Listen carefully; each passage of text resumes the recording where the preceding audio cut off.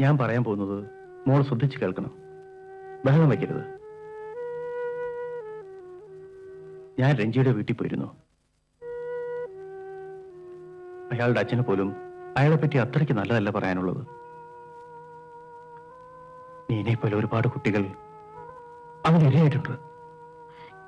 ഞാൻ പ്രതീക്ഷിച്ചു. എനിക്ക് തോന്നി. സത്യമായി എനിക്കിത് നേരത്തെ തോന്നി ഇച്ചായ.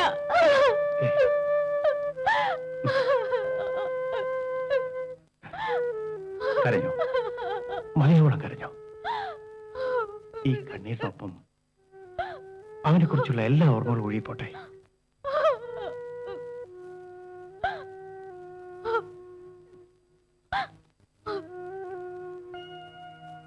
ഔട്ട് ഹൗസിൽ നീന ഒറ്റയ്ക്ക് താമസിക്കണ്ട.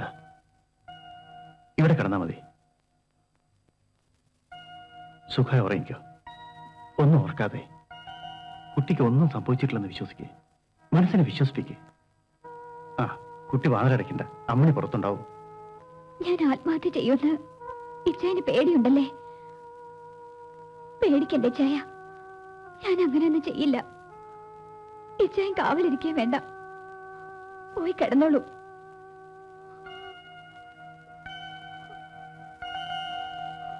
Good night.